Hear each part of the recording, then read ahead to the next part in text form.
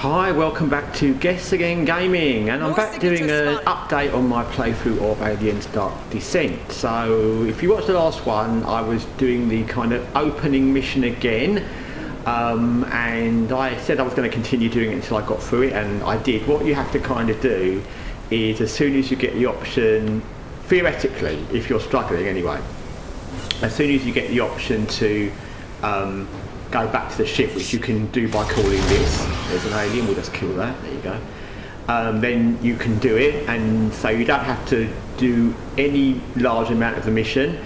The only thing is to get through a certain beginning section until you get to the bit where you can call one of these transport things, and then at any point after that you can go back to the ship when you want at any part of the mission. So there's a lot of the mission, finding lots of different civilians, etc, finding cargo and other things, but basically once you've done the first bit, which unlocks these pickup points, which I will show you, there they are, you can see there they are, pickup points.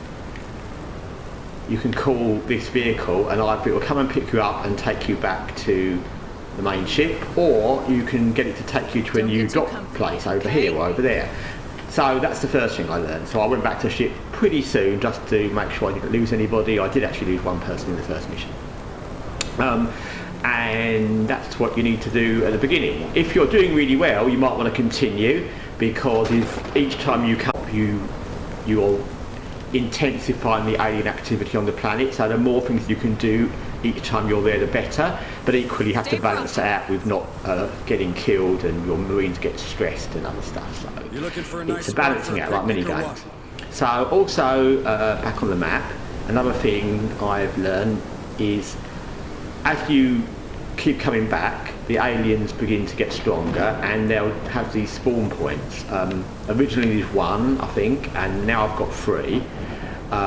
Later on there'll be more. What happened was, by the way, I continued playing through that first playthrough, or the playthrough I was doing when I was last making the video, and I realised when I got near the end of it, I think I only had 2 little missions left in this whole mission zone. I think there's 20 altogether missions, and I had 2 left. I decided that now I understood the game better, I would start again from the beginning and do it in a much more satisfying way, to have more resources and to not lose a marine early on, etc. So I kind of know what's going to happen. So you get these spawn points, they get more and more. So it's beneficial to you when you're playing to sort of clear certain areas first. So for example, as you can see here, I've cleared all these yellow things are the things where the missions. So I've cleared all these areas around here. New things do happen, so you may go to one of these, I can't remember, but you may go to one of these and find there's a new mission somewhere up here, but at least if you clear the majority of what's already there, where all these spawn points are, so that's another thing. So like I said, you can go in this, and I've done pretty well actually. I've managed to not get anyone killed or particularly badly damaged. So like I said, you can redeploy or extract. I'm just going to redeploy for, I was going to do that anyway, but I'm going to do it for the sake of the video. And you can see that there's nothing much to do up there. There's one over there, which I actually might do, or there's one down here.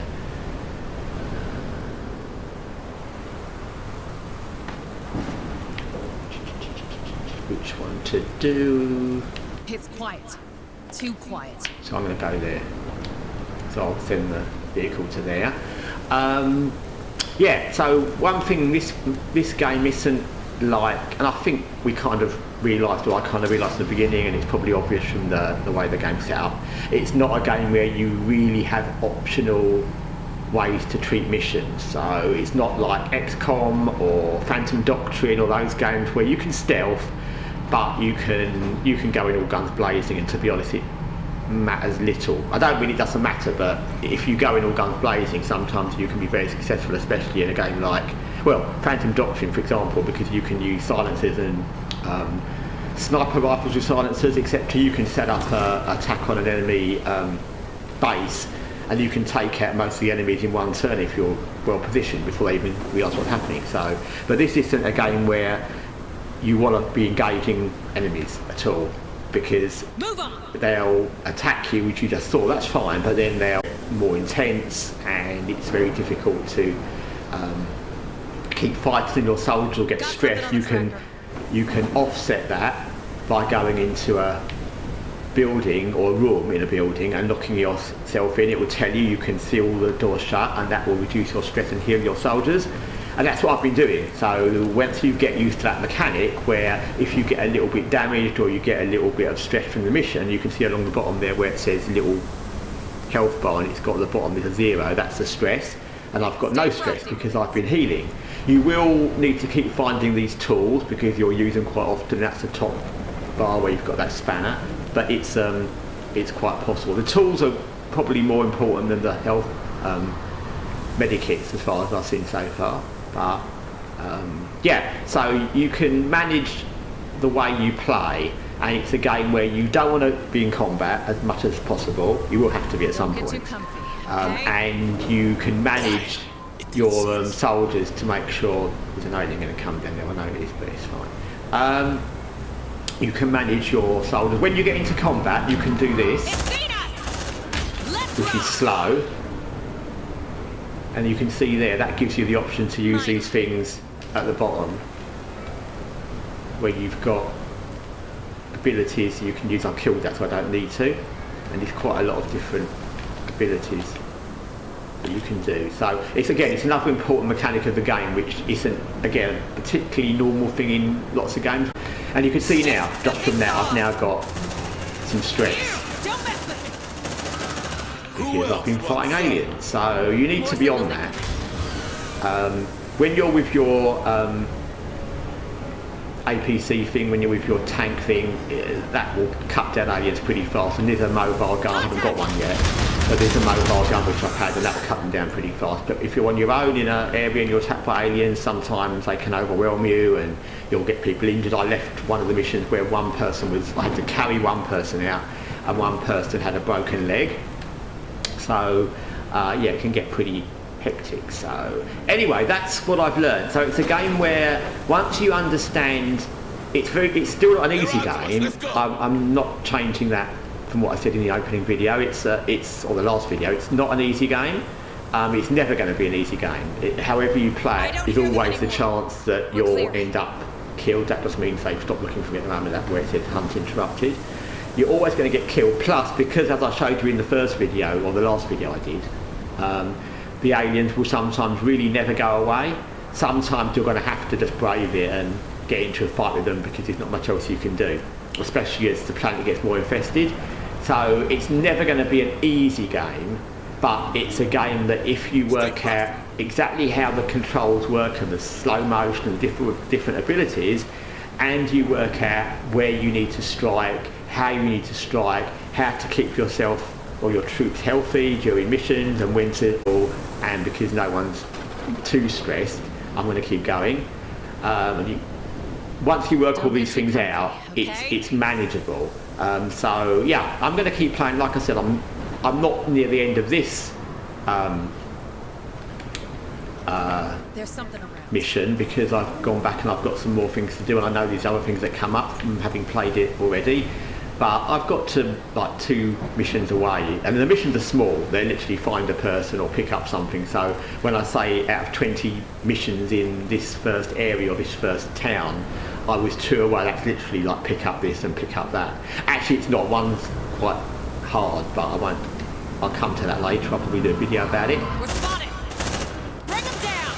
Who else wants some? So the hive has launched a hunt. That's not really good.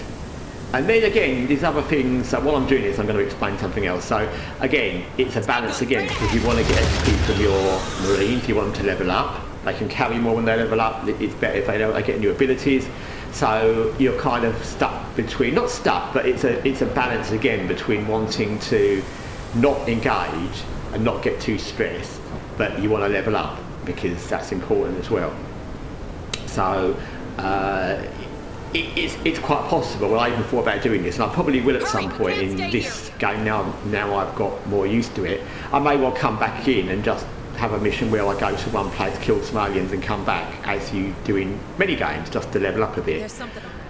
Because that will be helpful. And the thing is that this game is you only get a limited amount of Marines. I think I've got 9 at the moment. I don't know how many more you get later on, but What you don't want is too many people getting injured on time, but it takes some time to heal. You can rush the healing assigning positions in mini Baber. When they're injured, you're going to have less people you can use, and obviously they can't be levelling up. So what you ideally want is everyone to be as fit as possible, so you can keep levelling people up, keep alternating your squad members, etc. So everyone levels up. But yeah, it's quite fun. It's quite. Not easy fun, but that's not a bad thing. And I'll say I have multiple signals. it's a different kind of game to, like I said, the other games I've mentioned, XCOM 2, Phantom Doctor. I know it's not turn-based, but it's similar to turn-based. They know we're here. Light But 'em it's up. Good job, guys. it's not bad different, it's a different kind of different. Now that's a bad thing, you get this onslaught, so I'm going to just do this so you can see when it happens. And like I said, if this happens, you might want to hide, you might want to lock yourself in a room. They can break indoors, by the way. Or you might want to use, like I'm near my APC, so that's good. So I know that I'm going to get cover from that. If I had a mobile turret, I could put that down, but this is even better. But it takes more damage, it doesn't get damage as far as I can see, so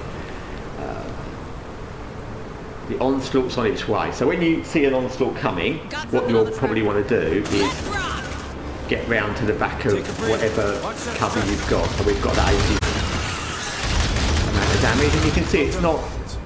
Yeah, we killed them. We finished them off. They were drone aliens, and it wasn't hard, but they're all dead. So that's good. So yeah, you've seen a bit of action. You've seen a bit of. I think I'm going to evacuate actually now because everyone's a bit stressed.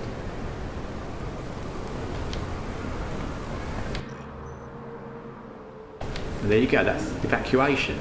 If they get past 100% stress, they start to break down and lose some of their abilities and things. So although I might have been able to get to a room to seal myself off and relieve stress, I wouldn't know that I could, and they might have got overstressed by then. I don't know whether their stress would have dropped a bit or not, and I might run into another alien, so I decided it was safer to evacuate. I would say in this game, probably more than almost any other game I've played, because of the way it is, it's better to be safe than sorry. You do need to take risks sometimes, but it's definitely better if you think your squad's getting injured, you haven't got any more healing kits, you haven't got any more tools to seal doors, you've lost somebody or someone's injured. It's best to play safe. Anyway, thanks for watching Guessagaingaming. I will do another update on this game, probably when I get to the hard last mission in this city, which I've got to in the other playthrough, and I'll probably show you what that is, if that's different. But anyway, thanks for watching Guessagaingaming, Aliens Dark Descent. Till next time, take care for now.